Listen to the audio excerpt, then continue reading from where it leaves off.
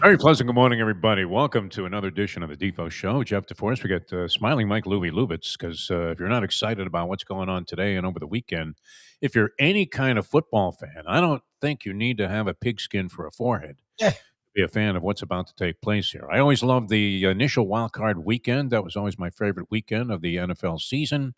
A couple of games on Saturday, a couple of games on Sunday. Now you have an expansion of that as they continue to add more and more teams to the playoffs. This happened, when did they add in that third wild card team? A few years ago?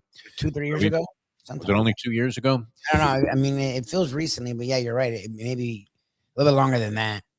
I'll look it up. 6 games, Luby. 6 games in Yes. the National Football League. And this is preceded now by the semifinal round of the college football playoff, the recently expanded college football playoff, where you had 12 teams involved, one of which turned out to be the Hurricanes, a very late entrant and a controversial and questionable entrant into the final mix there. Although I think Alabama was far more controversial of a pick than the Hurricanes. If Notre Dame is screaming about anything, they should be screaming about Alabama having been there. And Yes. then Alabama doing the pratfall after their opening round win in the second round of the playoffs really did a lot to distinguish the idea that, you know what, they didn't belong there in the first Eh, place.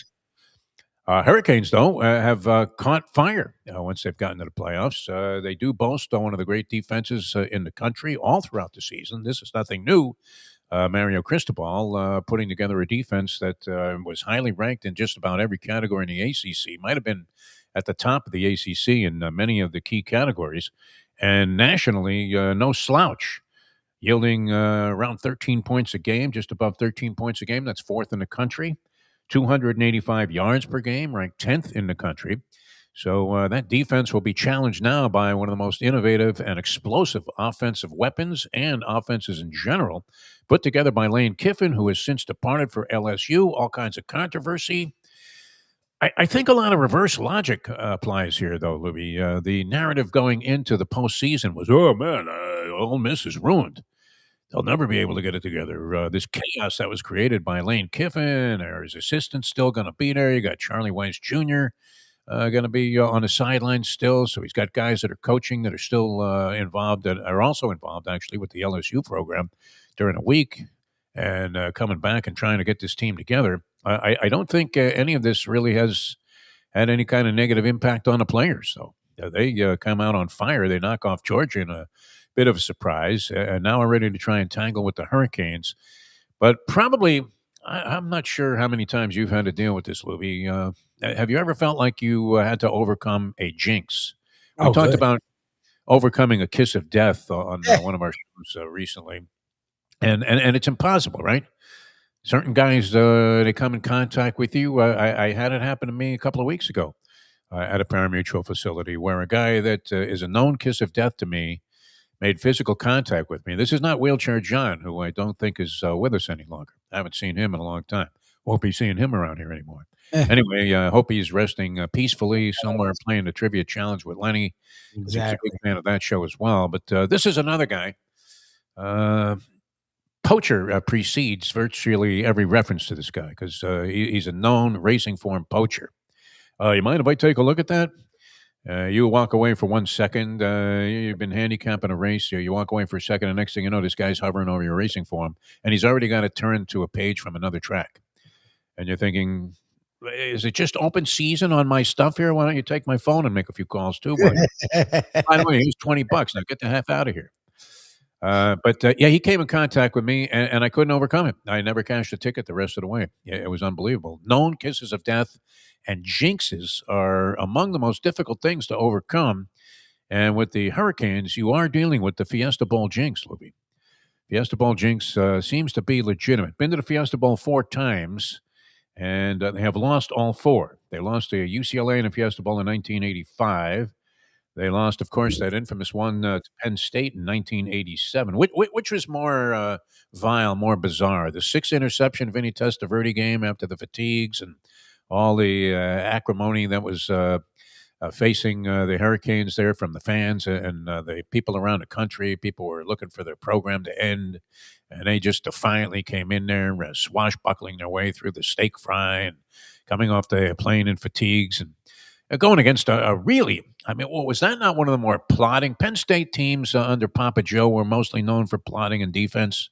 Yes. Linebacker you, Yeah, and back they're to going to you. run the ball up the middle. I mean, they were about as scintillating as their uniforms were when it came to offensive ingenuity. I mean, the last really great team they had was in the mid late '90s. I think OJ might have been on it, but it was Kajana Carter, Kyle Brady, our favorite Kerry Collins, Yes, and they had a great quarterback, and they still didn't throw it around. It was riding Kajana Carter, now South Florida's own Kajana Carter, yes. um, and great LeVar Arrington, like great defense, getting after the quarterback, running the ball and making key passes. Like even the last really great team they've had, they've contended for playoffs with Franklin and whatever, and Joe Pye had some teams after that, but like they were undefeated. I think that year, I don't think they got a title because I think there's like 3 undefeated teams, but they were like in it for a title. They were really good. They were great all year, and even then, in the late '90s, I think it was still a very like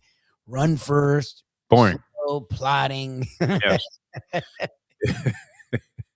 It it was Michigan State back in the day. It was Yes, Michigan with Bo Schembech. Was yep. it was Woody Hayes who was the Yes. original advocate of 3 yards in a cloud of dust, or at least its most well-known advocate of that. Yep. Proponent of just run the ball up the middle the entire time, and don't even bother having wide receivers. Paul Warfield syndrome when he was with the Dolphins. Exactly. I tell you, you got Paul Warfield as a decoy. Paul Warfield, a great one. He was. Very distinguished gentleman. It was always a lot of fun to be around whenever he was making his rounds on Radio Row. That being said, I mean, I don't think anybody foresaw 14-10 Penn State in that game. It No. seemed impossible. And Pete Giftopoulos making that final interception. They're still going to win the game. You can make an argument that 1987 team that the Hurricanes had that lost the national championship after going undefeated up until that point and got beaten with the 6 picks thrown by Vinny, who we later found out was colorblind. Yes. How colorblind do you have to be to throw the ball to the guys in the white uniforms? How did he even?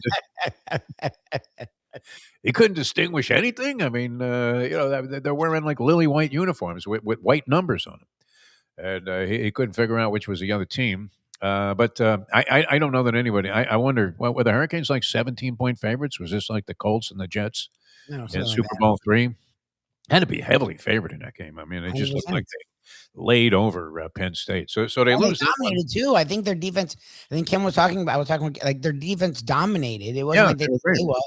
It was Vinny and they kept him out, which I don't know eras, but like I don't know why you wouldn't just put a backup in and just say run the ball. Like, Jimmy, I mean, his hair was standing up like Don King after that Giftopoulos interception. You're still going to win the game. That was the weird part. And he chucks the ball into the end zone there, and this plotting. I mean, you're looking at a linebacker there that probably had less speed than Ray Nitschke, and yeah. ends up making the pick, and that was it. They put the dagger in him. They came back. I was at this particular one in 1994. I actually ventured out to the Fiesta Bowl. I think that's the only one I attended in the 4 times that the Hurricanes were there. When they lost 29-0 to Arizona. What I remember too about that stadium was literally, Lubie, you could have died going up to the press box in that stadium. It was straight up the stadium stairs for miles. I don't think Sonny Hirsch ever made it up there. I think he called the game from the sidelines because Yeah. man, I mean, I don't know that I've ever been in a location that what was closer to the height of climbing Mount Everest than Jesus. that. It was. I've been in a couple of stadiums where you really had to schlep to get up to your location. Not that I'm complaining, but how about installing an elevator, something, anything? Exactly. I'm amazed people didn't pass out on their way up there. I remember that, and I do remember just a very boring game as they lost to Arizona, essentially the home team, and they lost 29-0. Got shellacked in that ball game. So I don't know that the jinx applied. They just weren't all that good. And then, of course, the classic. Which one was more frustrating? The Giftopoulos game, 14-10 Penn State with a dynamite team. I was going to say, you could make the case that we talked about the 83 Nebraska team when the Hurricanes won their first national championship. And if you look over that roster that Nebraska had, you're like, my God, how could this team ever lose? Many people still to this day think that was the greatest assemblage of college football talent on any one roster. But if you go back over the roster of the 87 Hurricanes, Libby, Michael Irvin is a scrub on that team. It's unbelievable. The talent that they were laden with and still couldn't pull off the win. But then losing to Ohio State on a Terry Porter bogus pass interference call from across the field, that was pretty pathetic. Yeah. Did we evoke and finally extract revenge from Ohio State by knocking out Ryan Day with this Hurricane football team? And it wasn't a climactic game though, so maybe it doesn't kind of strike you as being as significant because who's going to remember who the Hurricanes beat if they win the national championship on their way through it? This would be a pretty impressive run, would it not? Oh no, A&M, Ohio State, and maybe now Ole Miss. It would be Ole Miss, and then it would be either Indiana or Oregon, two teams that were top 6 to 8 all year long. Like, yes, it would be a well worth it. Look, I said at the beginning of it, that's why I thought there was no way they had a run. That's why I didn't think 20-1 was enough, because I'm like, to see Cristobal win 4 games against top 15, because Ole Miss has been top 15 pretty much all year, top 20. Like, to see them beat 4 top 20 teams consecutively with Cristobal as coach, I'm like, yeah, there's no way. Like, I didn't give them really overcoming a jinx right there, right? For me, it was. Like, I give Ken credit that he focused on old school football principles, and if you can be physical and play your game and not make mistakes, that you have a good chance to beat anybody on any given day, and he was 100% right.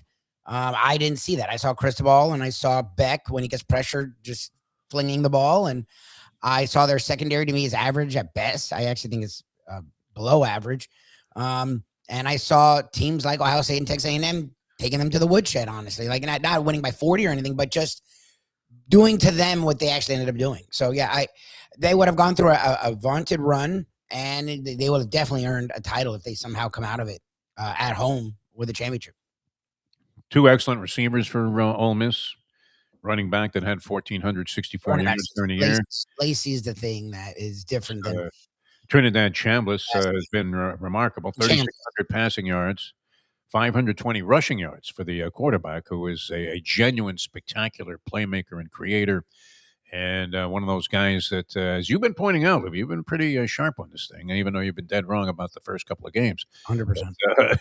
You did assert that this was the kind of guy that would give the Hurricanes trouble, that could combat the relentless pressure that's going to be applied by the pass rush. It's a thing that's screwed Tua, right? Is that he's not. If you're going to be a smaller guy, you got to at least be athletic. And we found that Tua, as much as he did a little bit of running in his early days at Bama, he's not athletic.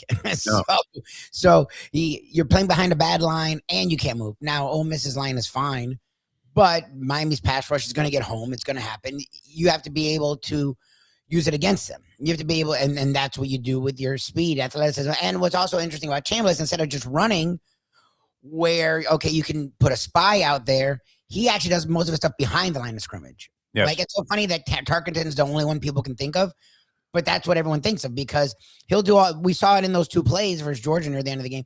Like, he does a lot of running around. You're like, okay, someone's going to eventually get him, or he'll run. No, he keeps his head up and finds guys, and it's almost impossible to defend a receiver for that long. Like, I don't give a crap how good you are as a defensive back. Like, a guy's going to eventually get open if your quarterback can just run around in a circle, Doug Flutie-esque, like, and then still try to throw it. That's where he did White Freeney spin move too, like at the last second. Yeah, exactly. So, like, he makes it as a pass rusher, it's really hard, because you can't just pin your ears back and go. You have to sort of be wary of what he's doing and where he's going to be. Created a lot of havoc in that last game that Ole Miss prevailed in against Georgia, which was a powerhouse opponent. I don't know. Would you say Miami and Georgia is somewhat similar in terms of overall talent and ability? This year, yeah. I mean, Carson Beck, by the way, has been better too. It is one is enigma is the turnovers, and he's only had 1 pick in the last 6 games. He hasn't turned over. He still is horrendous when there's pressure. Like, he doesn't even try to make a play. He just tries to fling it, but he's not turning it over, which is when you play defense, the way the Kings are playing defense, when you're able to run it. I don't know if they're running it as strong as the overall yardage, because if you watch a lot of the game, it's not like they're getting tons of yards, but they're able to wear teams down and late in the game close it out on the ground. Like, just don't turn it over, and he hasn't. It's been a mixed bag in terms of the opinions on this game. As you might imagine, it's a 3.5-point spread. That really hasn't changed too much. Saw a grid of handicappers in my New York Post today of, I think, 6 guys or 6 people that were involved. There might have even been a female handicapper involved. Of the 6 people that were picking this game, 5 I think had Ole Miss. Here we go. 1, 2, 3, 4, 5, 6, 7 people altogether. Oh, they're picking Ole Miss?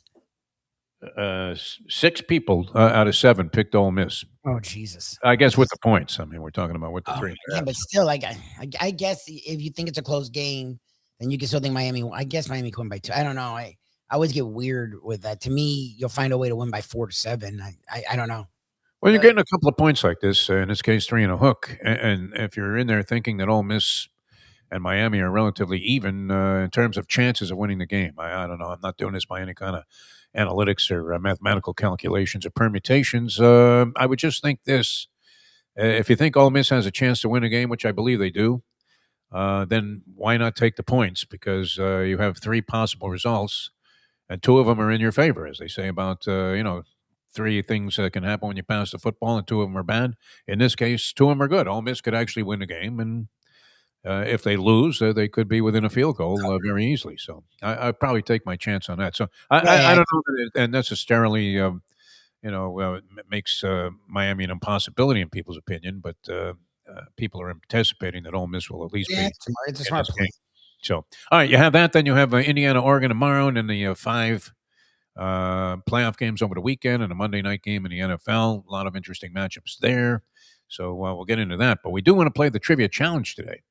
And so you can join us if you'd like to. And we do have, speaking of joining us, the very handsome and dapper Dave Gurggles Gergely, who you wear this hat well. Is this the second time in a row you've worn that hat on the show? Because I just got back in from the course. I went out, filled all the sand buckets. It's like Scotland today. There was a low-lying fog out here. Oh, yeah? It was beautiful. Yeah.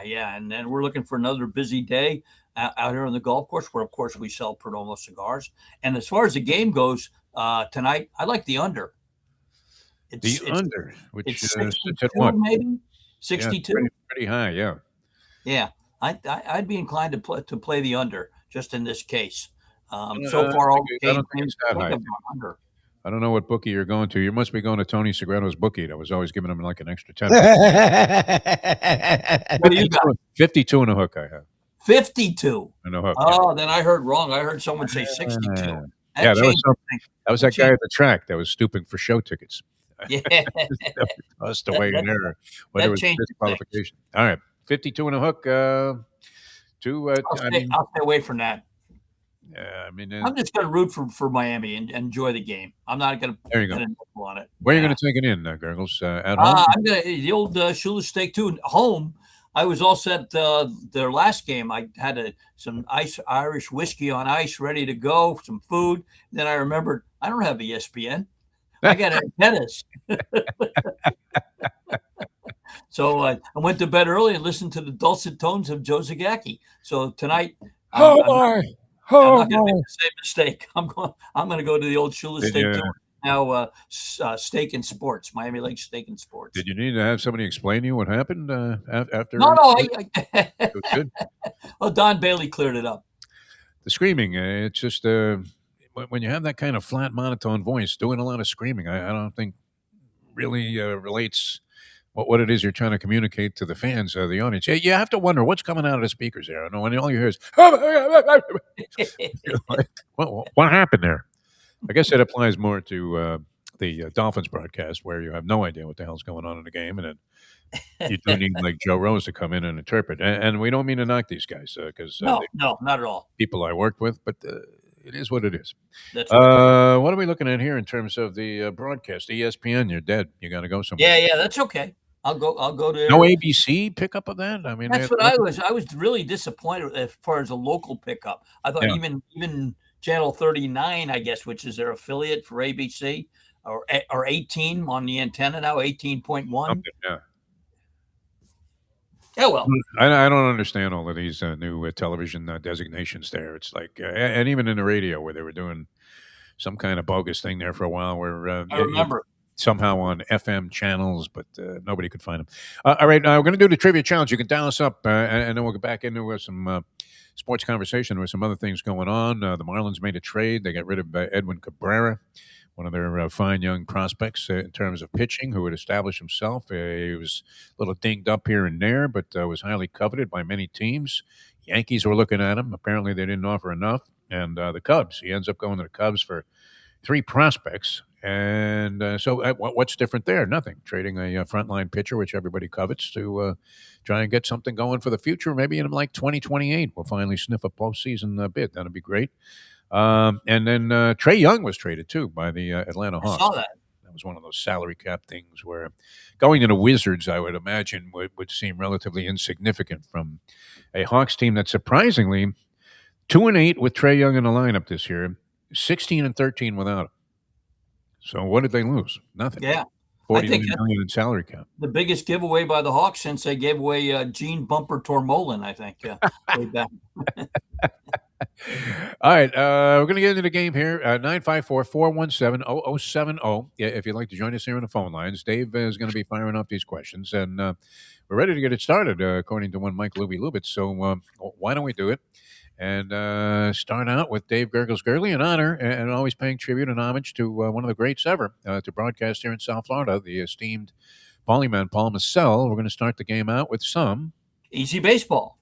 This Hall of Famer on signing autographs said, every time I sign a ball, and there have been thousands, I thank my lucky stars that I wasn't born Kovaleski, Yastrzemski, Wamnas, or Peckinpah.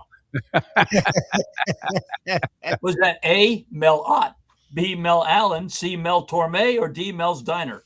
All right, roll it, Lubie. See what comes up.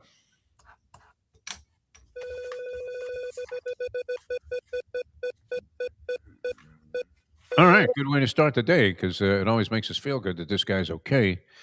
Andy, you're on the trivia challenge. Good morning, Andy. My brothers, I go with A, Maynard G. Krebs. Yes. Now, do you know what the G stood for, Andy? I just saw that episode on Tubi the other day. Think how goofy he was. It stood for Walter. Yeah. Mr. Gillis. Yep. Makes some sense there, considering the source. All right, you have 1 point, Andy. Going for 2. All right, Andy Golf, true or false?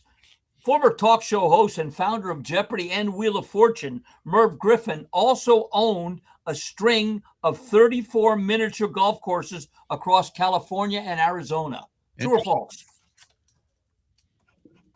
I know he used to own the Sands and fucking. Oh, shoot, I can't say that. Yeah. He used to own the Sands. I'll go with true. No, I made True. that up. No. I made that up. He did own some racehorses.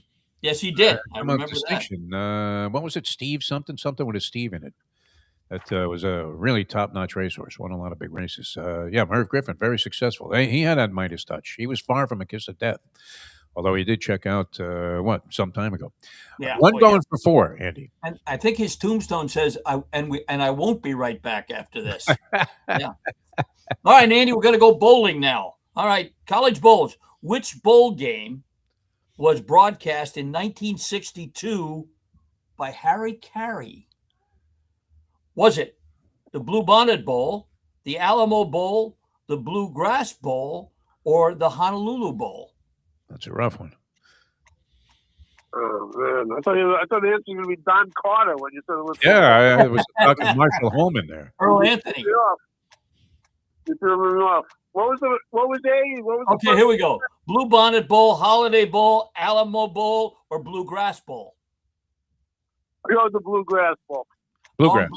Bluebonnet Bowl, 1962. That was a tough one.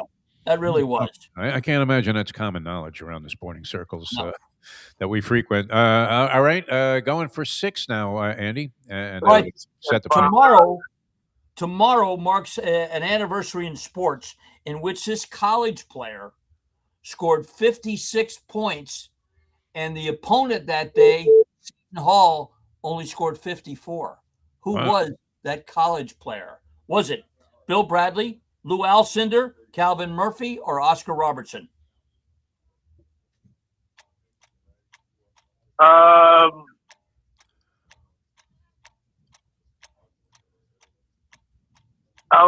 go with Kareem. Who was your second choice? Who was the opponent? Who was the opponent, Dave? It was Seton Hall. It was the Big O, Oscar Robertson with the Oscar University of Cincinnati. Nice effort, Andy, man. Appreciate you joining us. I was thinking maybe it was Bill Bradley. That would have been the. No, he scored 56 against Wichita State in the Final Four. You're on fire today, Dave. All right, jump on board if you want to play. 954-417-0070. Andy Baum's out there. That doesn't necessarily eliminate him from contention on this sort of new hybrid edition of the program. We're scrambling for prizes. We're going to have to come up with something. I believe this will be a prizeless show today because Lubie is concerned about the inclination of Landlubbers management, which since he's departed like over a month ago and is now like killing it down the street. Good. You are? Good. Yeah, no, killing it, man. He's at some pizza joint down the street. It's Wednesdays, right? I'm going to make one of those. Yeah. What's the name of the place? It's called Lovin' Oven. It's a very eclectic place. It's a pizza place that also does burgers and wings and some other apps. So it's very interesting. And we were there last night. Decent crowd. I mean, after the holidays, it's usually slow, but sure, decent crowd. And people are having a good time, so it's a lot of fun. Good. And Landlubbers is still there. I have some gift certificates left, so we should be good for now. I just don't know how long they'll accept them. I can't lie. Yeah. I'll never forget, and this kind of was one of the reasons behind even starting the show is when I first came here. I was working at 940 Winds. They had a studio in Carroll City. And I'm sitting at the desk there. I open up a drawer, and I find 4 or 5 gift certificates. And I'm thinking, all right, let me throw a trivia question out there and see what kind of response I get. All of a sudden, I'm slammed. I got a zillion calls, people calling in right and left. They all want to answer the question because I'm thinking people just want to win any kind of rhymes with zit.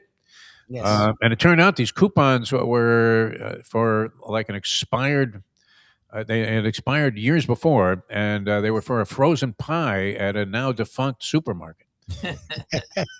Or then defunct supermarket. And people were clamoring for this, and then they're complaining they never got their prize, even after we explained that this stuff is absolutely worthless. But the Landlubbers prize was a good one, so we'll come up with something. So don't feel guilty. We'll give him an office chair from Landy.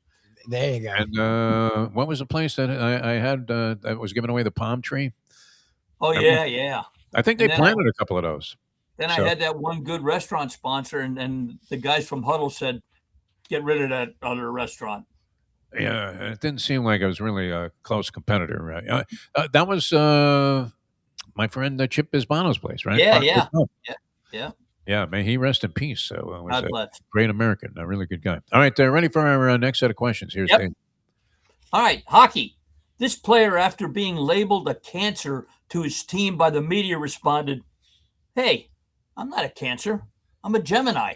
What's that? Matthew Schneider, Rory Schneider, Maria Schneider, or Schneider from One Day at a Time? All right, let's spin it. Lands on Ron. Ron, you're on the Trivia Challenge. Good morning, sir. Good morning, fellas, and Happy New Year. Happy New Year, sir. A is correct. Nice job. Same to you, Ron. All the best. All right, Hoops, Ron. 86-year-old Maury Povich, who now has a podcast, plans to bring Shaquille O'Neal and Charles Barkley on his podcast because he said they both used to watch his show on bet on whether or not the guest was or was not the father. Oh my God. True or false? I hope that's true. I want to listen to that so bad. Let's go false on that one. No, that's true. That's true, yeah. Jesus. There's action on everything these Won't days. get Jesus on the show. No. All right. You had to lay 110 to win 100 either way, though. All right, here we go, That's Ron. where they get you, folks. Yeah. Let's go back in history. Who was the first ever team that U of M actually beat in a bowl game? Good question. What's that? Holy Cross, Dartmouth, Bucknell, or Ryder? Oh, wow. Oh, God. Let's go Dartmouth. I'm going to go Holy Cross. Al Holy Hudson. Cross. They beat them 13-6 in the 1946 Orange Bowl after losing their opening Orange Bowl to Bucknell. Remember in the Bucknell game, we had that guy that was a Jocks agent that had an interception. Al Hudson. Yeah. Yes, that's right. Yep. Hutsy Boy, we used to call him. He was good friends with the Polyman, who was a jockey agent at the time. And Al handled the book for Jose Velez Jr., That's right. who carved out a pretty good career for himself. I guess that was his last jockey, but it was interesting that here's a guy on a backstretch, schlepping through the mud every morning, trying to book mounts for a guy that maybe at early stages was a complete unknown. And he ran back. The only score, I believe, was 7-0 was the final there. And beat Holy Cross in the Orange Bowl game. Quite a distinction. All right. We have the 5-point question coming up, correct? Yep. Yeah. All right. Let's go to golf, Ron. This day in history, in 1962, Jack Nicklaus made his professional debut, finishing 50 in which event? Was it the LA Open, the Eastern Open, the Kodak Open, or the Citrus Open? That would be the LA Open. Oh, boy, Ron. You knew that one. I did a mic drop. Very good. Well done, Ron. Ron, you were All right. 6 points setting the pace here. We'll play another one, and then we'll get Gurggles cooking back out there on the golf course. So, could you have more spectacular golfing weather? Oh, it is terrific. And even when the cold snap was here. When I was in Mexico, and thank God I wasn't there this week, our greenskeeper took his wife to Aruba, and they can't get back because of those flights. Oh, I thought you meant Aruba, the restaurant down here. No. I like Aruba though; that's a great place too. But no, when I was in Mexico, it was unbelievable as well. But Perdomo cigars, we got them here. What I wanted to say when I was in Mexico, the Dolphins had their 60th anniversary tournament here, right here at Miami Lakes. Marino was here. I think all the guys were up, and a lot of them were smoking Perdomo cigars. You can get them 5150 Northwest 167th Street. I was there yesterday to pick up a 10th anniversary Robusto and Churchill right here for our pro shop. And you can find them at 5150 Northwest 167th Street, right off the Palmetto, a little bit east of the Home Depot, or call them 305-627-6700. Monday through Friday, they're back open and rolling. Now they have a 4th generation Perdomo, little Nicky the third, I guess it would be, will be getting into the business one of these days. Congratulations to the Perdomos. And you want a great cigar? When UM wins tomorrow or tonight, 31-26, put something great in your mouth with a cigar from Perdomo Cigars. All right, so you do have the over in that game. Yeah, I thought it was 62. That would have been under. Yep. Okay. Oh, okay. Wow. All right, Gurggles. So that turned you around completely. Yeah.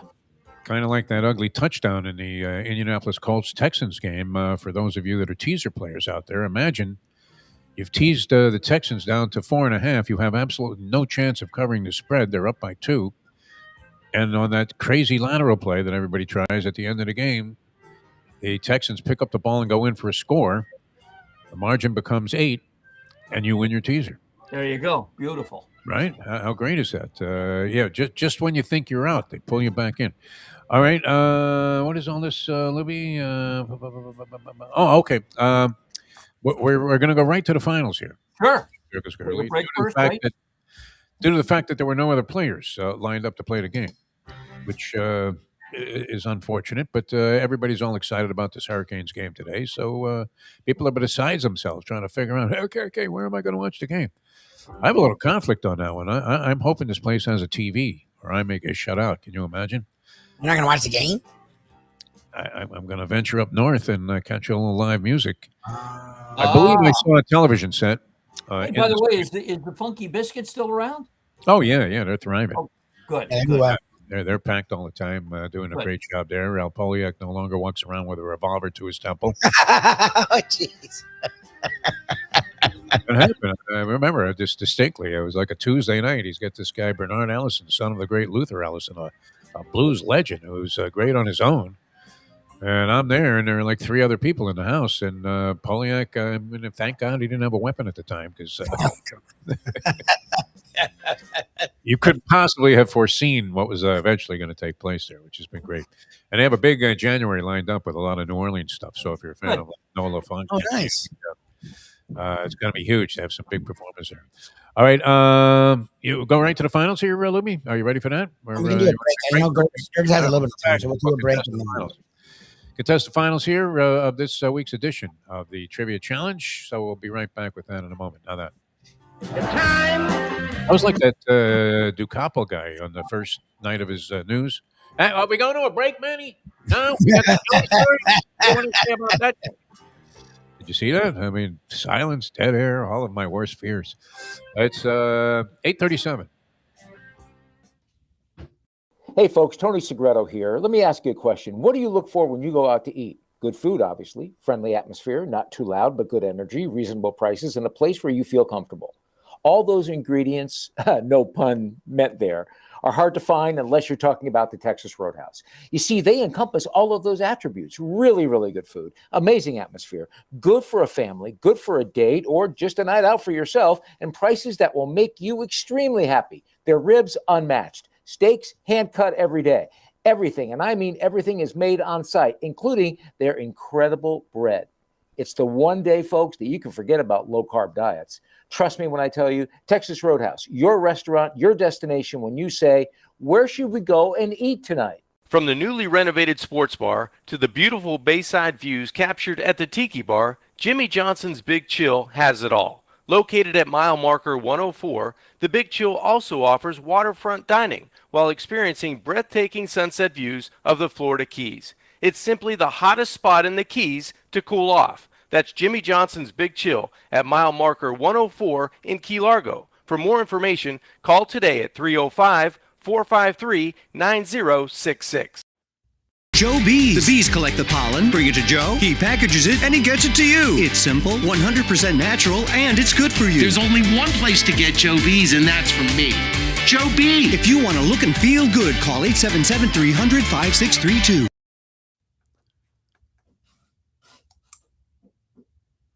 Oh, Solo Volante will be coming late. Oh, Solo Volante. The Belmont's now 1 mile and an 8. The finish line is coming up quick. Luca Panici just switched the stick. The only way to get your morning started is with Defo, joined by Lubie, right here on the Defo Show. Unfortunately, Luca could have had a cattle prod electrified and whacked that nag as many times as he wanted, and wouldn't have changed the result. He was up the track, badly outdistanced by the rest of the competition in that year's Belmont Stakes. All right, we're ready for the finals here. We do have Andy, who played, and of course Ron. And Ron is the number 1 seed here. Andy with 1 point, number 2 seed in the college football playoffs. And Dave's going to fire off the question. Call out your name if you like to answer right away. Nobody answers right away. We offer multiple choice. First person to call out his name gets first chance. And we go back and forth until we have a winner. Good luck, both guys. And here we go. Dave Gurggles Gergely. Good luck, guys. We're going bowling again. 1958, this bowl game marked the very first national appearance by Howard Cosell. Wow. What was that game? All right. Multiple choice. Was it the Blue Bonnet, the Gotham, the Garden State, or the Bluegrass? They're waiting for each other to miss it. Yeah. Andy, No, Ron? No, Andy. Yes, and first of all, Ronnie's got an unfair advantage. He's been taking unfair supplements, so Joe B. It's got his brain. You got a 6-month supply. I threw in another month for free. I'll go with the third one you said. C. That was Garden State. No. All right. Garden State. No, was it the Blue Bonnet, the Gotham, or the Bluegrass? That's Ronnie, what do you think? Let's go Bluegrass. Bluegrass. Bluegrass in Louisville, 1958. Nice, Mr. Ron. Appreciate Yeah, it. Ronnie Congratulations. deserved it. He deserved it. Thanks, Keep guys. taking those steroids, Ronnie. Yeah, boy. See, he's much sharper having taken the Joe B's capsules this morning, which was great. All right, I know you have to run there, Dave Gurggles Gergely. We're wishing the Hurricanes good luck. I know you're a big Hurricane fan, having had much contact with them over the years. And, wow, we had to get under that fast. Wouldn't have been saying goodbye. Finish the sentence. Never can. All right, so that was it. That was your trivia challenge for this week. There you go. Looking at some handicapping, I guess reverse logic is probably always the best way to handicap, is it not, Lubie? Guy that seems to be pretty sharp, and we've mentioned him a couple of times here. He's in this handicapping column periodically that I have in front of me with the lines from the New York Post. A guy named Doug Kazarian, who I believe was with ESPN for a while. For a long time. And then he was doing one of those gambling shows on ESPN for a long time. Yes, and seems to have a pretty good handle on things. Solid. Yeah, he actually was. He was one of those. It was like, okay, good for him. He's realistic. He doesn't BS you. He's not afraid to put his record out there every time he makes a pick, at least in the spot where you're finding him on those occasions, like I am in the New York Post. And he had a theory that after getting blown out, Oklahoma City, I think they were laying some hideous amount of points to Utah last night. Utah sucks. Oklahoma City started, of course, the season, like 24, 25-1. Might have even been what was their record, like 24-1, Lubie? Then they went 6-6 in their next 12 games. Oh, really? I know they've struggled with the Spurs. I didn't realize they've been that off. Jesus. Not only were they that off, but they got blown out by the Charlotte Hornets either the night before or 2 nights prior. Blown out. I mean, like lost by 30, a disgrace, and you're wondering what the hell is wrong.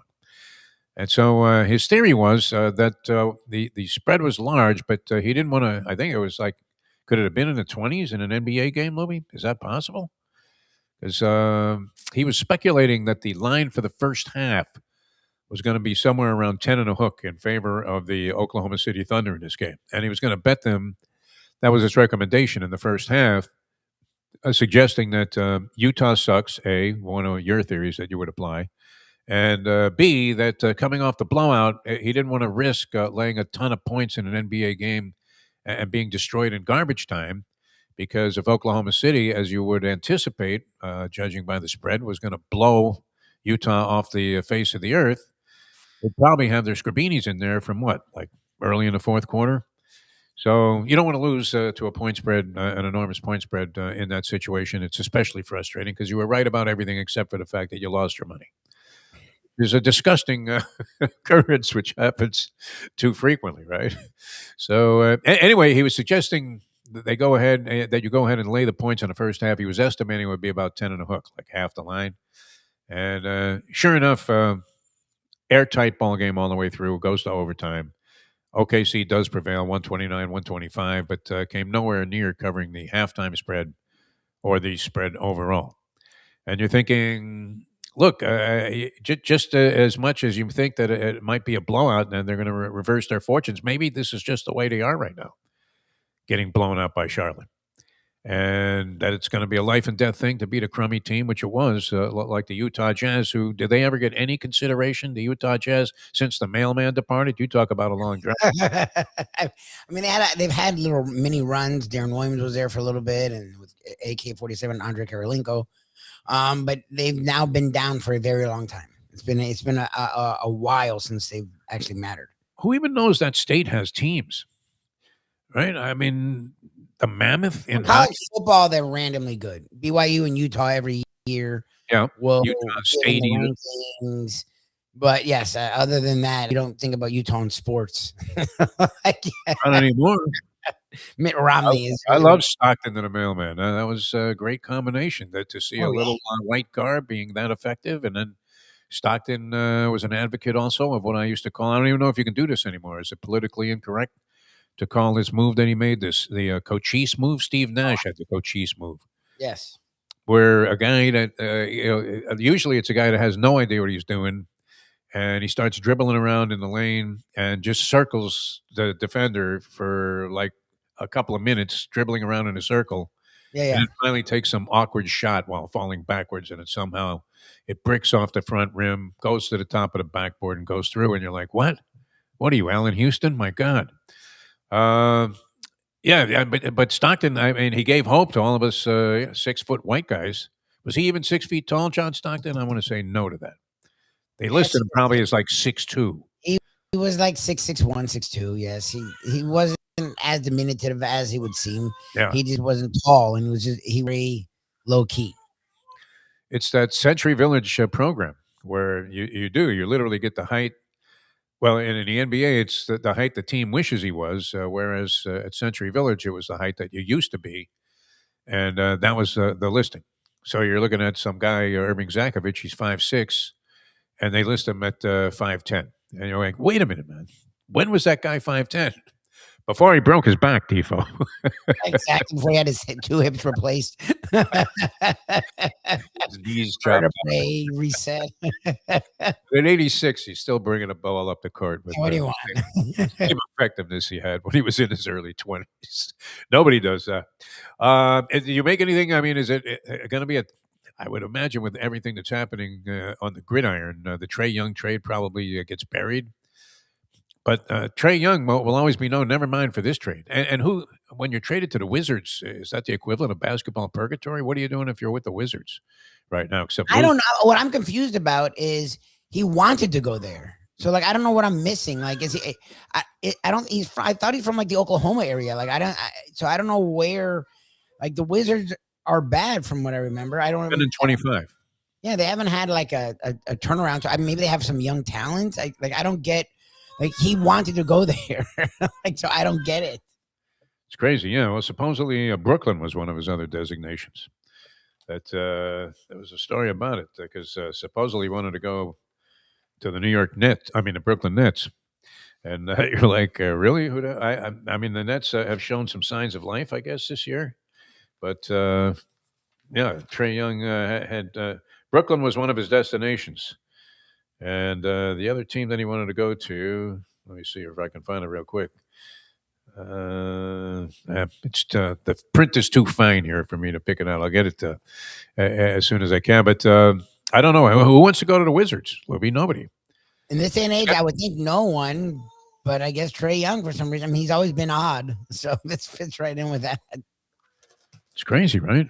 And then one of those two teams, I guess, is it the Wizards that want to acquire Anthony Davis also? No, the Hawks want to get Anthony Davis. That's a weird one, huh? This is part of the plan for the Atlanta Hawks. Get rid of Trae Young. They got back C.J. McCollum and Corey Kispert, who I'm not familiar with. C.J. McCollum, he was great at one time, wasn't he? I didn't know McCollum was still playing. I mean, he seems to be more interested in doing podcasts and being media member than playing basketball. So I think that's more what that was.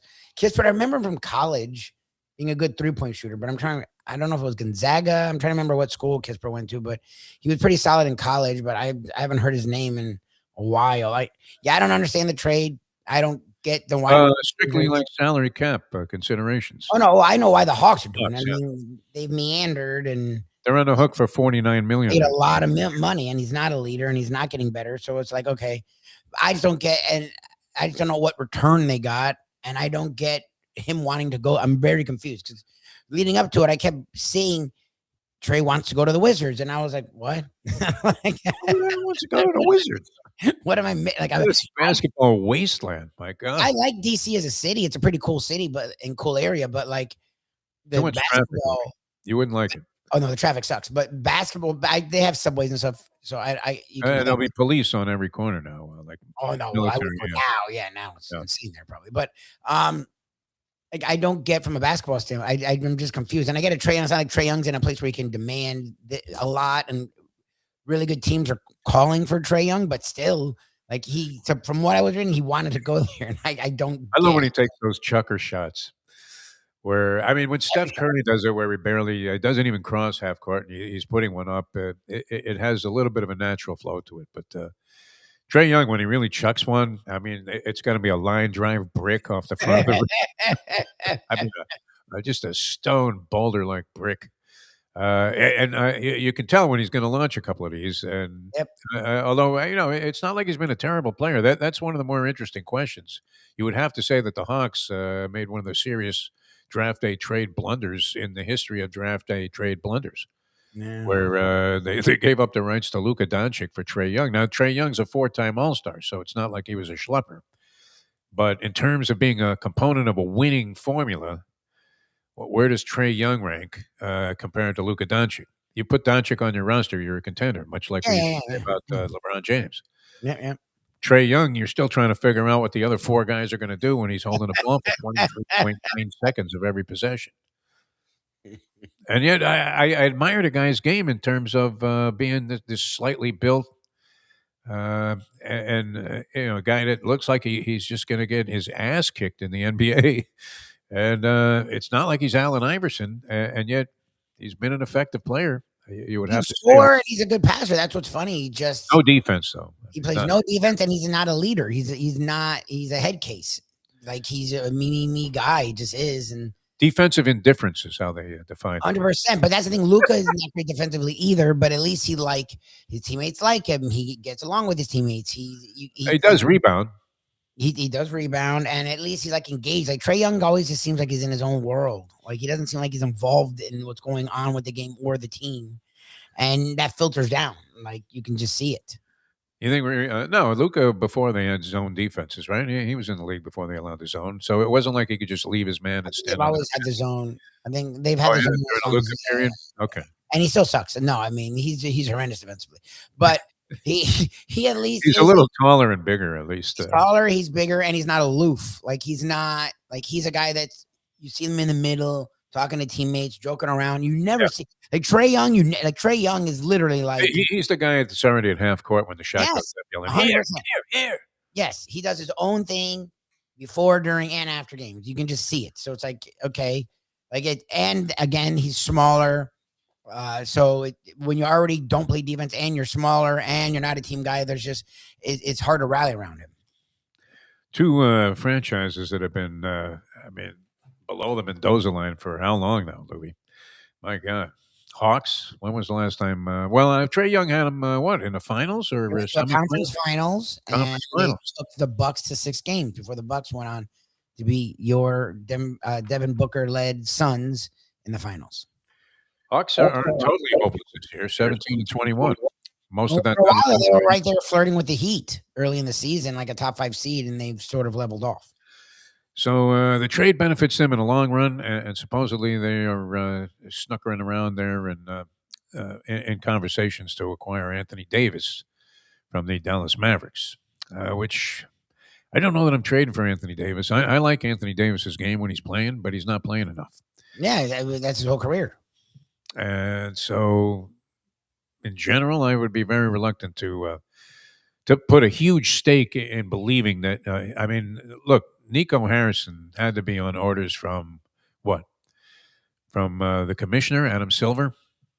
There's no way that he came to this on his own. So, kind of an inconsequential deal, but maybe one of the worst deals in the history of the NBA or any draft. The draft a exchange of Trae Young rights to Trae Young for Luka Doncic. All right, the trade with the Marlins, does nothing for you, right? I have no idea. I'm not happy. I'm trying to remember. I remember in season I liked the rotation, and Cabrera was. I don't know if you call him the ace, call him whatever you want. He was their most consistent starter. He was a guy, I know at the end of the season, he had a start here and there where he struggled, but he was pretty consistent all year long. He still is young because he started very young. And I get it. They actually ended up having some decent young pitching, but I don't like this for the Marlins, giving up pitchers who are proven for who needs pitching? I mean, come on. For lineup. For infield guys or for outfield guys, like position players, that's the word I was looking for. For position players that are unproven prospects. Like, yes, they actually had this last time around, some guys come in trades and work out. But up until last year, that never happened for them in the last 20 years. So this is the kind of trade that scares me. People around baseball are giving them a lot of credit for it. It just is the kind of trade that scares me. As a Marlins when you threw Cabrera out there later in the season when he finally got it together, Alcantara, as he was before his Tommy John, and then there was a brief period there, about half a season, maybe a little bit more, where he scared you to death that he was going to be your starter. But at least you feel like you're in there with a shot to win the game, right? Yes, no, he was consistent. To give up, I don't understand their desire, such heavy desire to give up a young guy like that. I could see trading Alcantara before giving up Cabrera, but and Cabrera. Alcantara. Remember, Alcantara's older. He's had injuries, and he's been massively inconsistent the last few years. Like Cabrera's still young, and Alcantara I think got a big contract too. Like Cabrera's I think is under control for a while, and he's young, and he's making like $8 million or something. And over some of the injury stuff, he's become more consistent. So, I mean, teams have had a lot more interest in him than Alcantara lately. Look, they need pop. I get it. They need to be able to score more runs. Their pitching actually wasn't their issue. I mean, the offense was interesting, but they need more. I get it. They've not been successful in this place so much in the past that it confuses me and scares me. These prospects never seem to work out, right? Once in a blue moon. For the Marlins, and when they do develop, and this is the ugly syndrome that tends to fuel fan indifference, and that is that if they ever do get good, then they're gone. So, remember, I still remember. Oh, it was Mike Hill was the guy's name, right? Mike Hill. Yes. And he was outlining all this pitching they had, which included Sisto and all of these other dudes that were your guy Urania, and you thought, and Alcantara, and you thought, wow, it really got something here. Yes, convinced us that day, and then it all fell apart, which was because Lewis Brinson and Monty Harrison were supposed to be godsons, with Jazz Chisholm. Like those three guys were supposed to really carry them, and none of them did that. Monty Harrison and Brinson aren't even in the league, from what I know, and Chisholm okay, but solid, but he's not a star. Like he's not putting a star. It's not like he's producing like Juan Soto. He's not a cornerstone of a franchise, which is what you gave up. Zach Gallen, who was already good, and is now the consistent Cy Young contender every year. Every year. If you're doing that, which is fine, because people do it, but then he has to be a cornerstone of your franchise, and it's the opposite. He was always hurt, and he was a me guy, and he was very inconsistent, and he still is with the Yankees. Boy, Brinson looked the part, didn't he? That guy was a physical stud. No, he's from South Florida, and he was a good guy too. He was great with media. Like, yes, he was like the guy. He looked 5'2", like the whole thing. Looked a lot better than he played. Like 170, man. Talk about the Mendoza line. All right, let's go. Hurricanes. How you feeling, Lubie? How confident are you in tonight's ball game? And I know you have seems like a very tepid, nervous pick for the Miami Hurricanes. I Maybe even more of a rooting interest. But I'm probably not rooting for Miami. But I do think that they have the more talent and they're the more physical team. If they can stay away from the turnovers and keep Chambliss from making those crazy plays, and they should win. So I would pick Miami. What are the odds that Mario Cristobal has devised such a sophisticated game plan to disrupt any of the big play potential of Chambliss, and it clearly has his benchmark, or his mark all over it, and he becomes like a well-respected strategic coach. Is there any chance of that happening tonight? Because I mean, from the standpoint of commentaries that we've been doing all throughout the year, it benefits our side, honestly. And I hate to admit this, but and we were proven wrong. But unless you're going to win it all, you're much better off if you're doing this kind of program to have your teams absolutely stink the joint on. Right? I mean, because it fuels more conversation. I don't know. Negativity seems when everything's going well. I mean, how many times do people say, wow, that's great, man. I'm just having the best of times. In other cities, they do. People want to fetch. They want to bitch. Want to complain. Here. So our narrative about Cristobal goes right up in smoke if he pulls off a move tonight where you can see his influence. Yes. Had even the most remote semblance of responsibility for the Hurricanes coming out on top. So an Ole Miss victory would probably further our... Make us look good because they would have been the worst team they've faced. I hate to say that. Beat Georgia and then lose Ole Miss is weird. Like they are the worst team of the three they would have faced. So that's why I was like at the beginning, I was like, oh, that would be what Cristobal would do. But I was like, no, they proved me wrong. I can't root for that though, Louis. They proved me wrong to this point, so I have to eat the crow, and I'm going to lean their way. And how easy would it be to flip up on a microphone tomorrow and turn these cameras on and go, I told you, man, this guy can't coach a dog to eat steak. It would be very easy. So far, he hasn't given us that. So it is. He's I mean, absolutely toyed with Ryan Day. Made the guy look like a fool. Any concept that Ryan Day was in consideration for a pro job. Oh, yeah, that's done. Just evaporated. Yeah, but he lost to Cristobal. Cristobal looked like Lombardi in that game. My God. Want a seal over here and a seal over here. The GM's like, this Ryan Day is something. And the owner's like, you mean the guy that just lost a crystal ball? Imagine that's on your resume. Sorry. Badly, too. 24-14 and a dominant performance with the best talent in the country, at least in theory. That was unbelievable. All right, so, but my rooting interest has to be with the Hurricanes tonight. You have to be. You can root whoever you want. As nice as it would be to be right about something in terms of our assessment of Cristobal's coaching ability, which we're not alone in that opinion. It was around the country. Yes. I remember going on that radio show in Louisville a couple of months back when the season had come to the point where Cristobal was due to lose a game inexplicably. And sure enough, he loses two of them in a short span. Yes. And even they were on. They wanted to talk about the Cristobal factor, which I don't know if they had picked it up from this show, but it was kind of universal. So, but I mean, a lot of my really good times and sort of fond experiences when it came to covering sports here in town were related to things I did with the Hurricanes. Traveling to ball games, doing the basketball games for a couple of years down there, as much as it was somewhat torture at times, watching Kenny Henderson walk the bases loaded before he got a guy out on a 1,000-degree day, and you're sitting on the cement there in Dark Light Stadium, wondering if those lights are on or if they're just going to play the game in darkness. And still, it was always enjoyable. It was a lot of fun. So I do have still a very strong place in my heart for the Hurricane program.